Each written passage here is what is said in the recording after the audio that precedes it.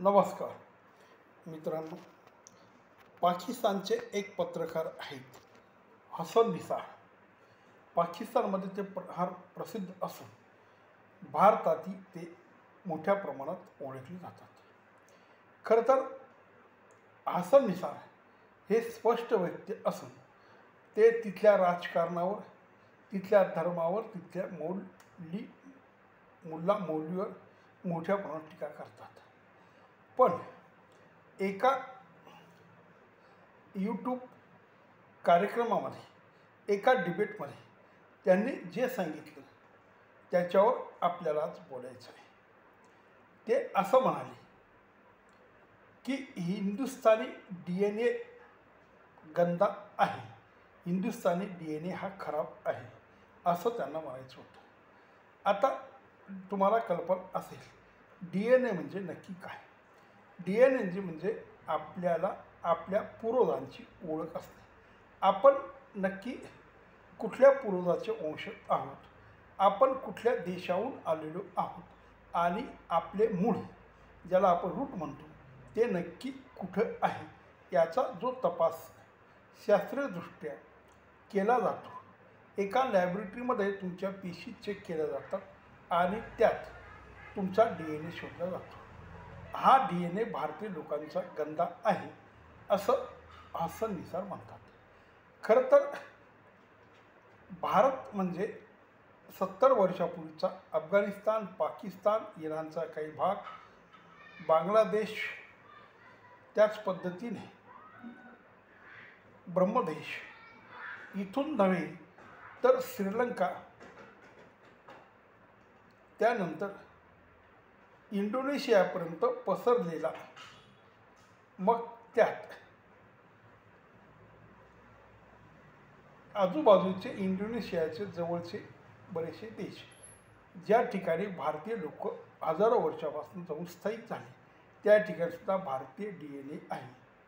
तेव्हा मित्र, अशा सगळ्या DNAला हसन निसार हे गंदा म्हणतात, खराब म्हणतात.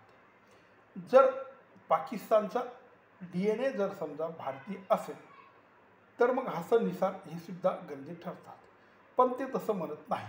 ते म्हणतात की मी माझा DNA चेक केला आणि तो अव्वल उच्च दर्जाचा अरब DNA निघाला. आता प्रश्न असा येतो, जरी त्यांचा DNA अरब निघाला असेल तर अरब लोक कधीपासून अव्वल झाले? कारण मोहम्मद पैगंबराच्या अगोदर अरबांना कोणी ओळखत नव्हतं. ते काही प्रमाणात व्यापार करत आणि पशुपालन करत असत. त्यांचा वाळवंटी प्रदेश असल्यामुळे त्या ठिकाणी कुठलीही राजेशाही नव्हती. ते लोक टोळ्यांनी राहत आणि मोठ्या प्रमाणात हिंसा करत. त्यांचा कुठेही जगाच्या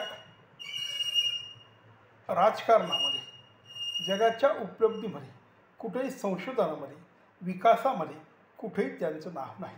कारण पूर्वीच्या ज्या काही संस्कृती होत्या, त्या ज्या प्रगत ज्यांना म्हटलं गेलं, त्या सिंधू संस्कृती, बॅबिलॉन संस्कृती, युफ्रेटिस संस्कृती, इन्का संस्कृती.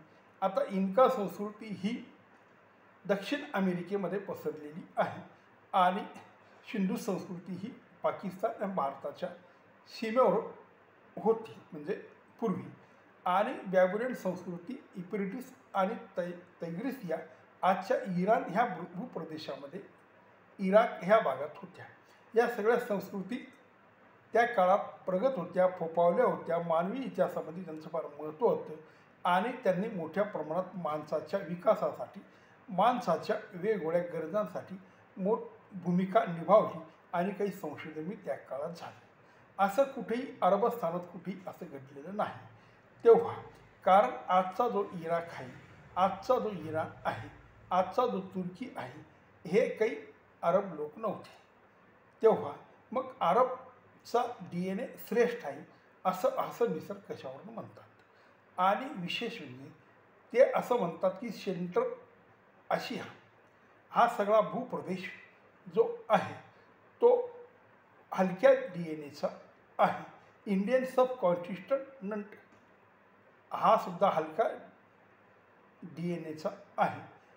आजचा पाकिस्तानी समाज हा स्वतःला भारतीय DNAचा समजत नाही. तो स्वतःला इराणी, पारसी, तुर्की आणि अरब समजतो.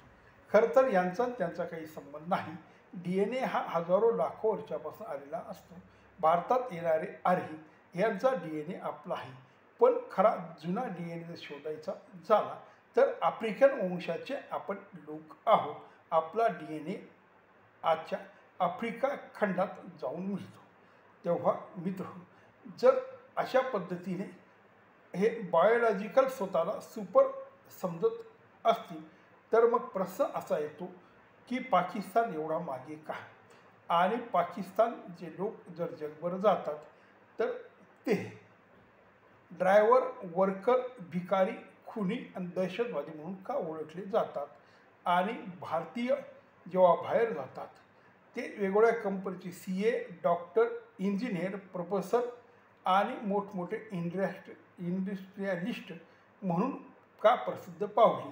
कारण आज जागतिक ज्याही मोठमोठ्या कंपन्या आहेत, ज्याही मोठमोठे ऑफिस आहेत, त्याच्यातले बरेचसे लोक हे भारतीय आहेत. म्हणजे आजचा जो भारत आहे तिथले रहिवासी आहेत आणि त्या DNAचे आहेत. मग पाकिस्तानचा DNA एवढा श्रेष्ठ असेल, हसन निसारचा अरबचा DNA एवढा श्रेष्ठ असेल, हे लोक जगाच्या पाठीवर कुठे काही संशोधन करताना, कुठं काही सायंटिस्ट असताना, कुठे मोठ्याप्रमाणात नोबेल पारितोषिक घेत असताना, कुठे मानवी विकासासाठी हातभार लावताना, मग ते पर्यावरण असेल, मग ते संशोधन असेल, मग तो समाजाचा विकास असेल, मानसशास्त्र असेल, समाजशास्त्र असेल, हिस्ट्री असेल, या ठिकाणी यांचा प्रभाव का पडलेला नाही? असा जेव्हा प्रश्न येतो तेव्हा हसन निसारसारख्या माणसाकडे बघून किंवा येते.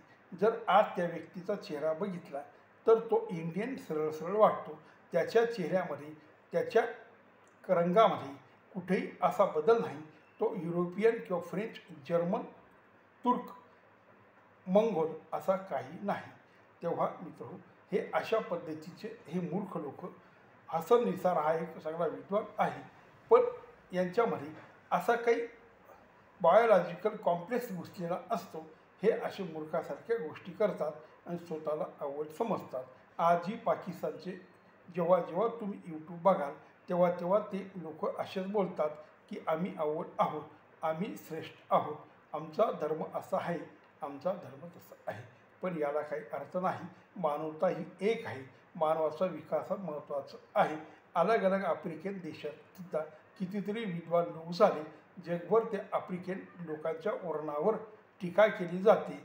अलीकडे सुद्धा अजून बी अमेरिकेमध्ये काळ्या लोकांना फारसं महत्त्व दिले जात नाही. त्यांना अपमानास्पद वागणूक दिली जाते.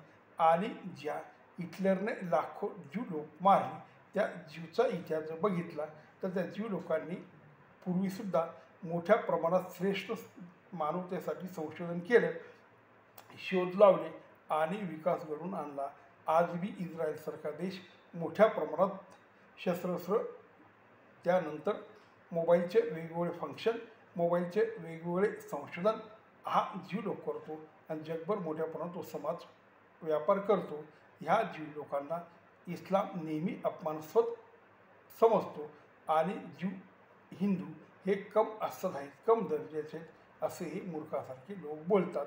पण जगात नीट बघितलं तर लक्षात येईल कोण कम असत आहे, कोण अविकसित आहे, कोण अडाणू आहे आणि कोणाला जगात फारसा मान नाही, हे आपल्याला लक्षात येईल.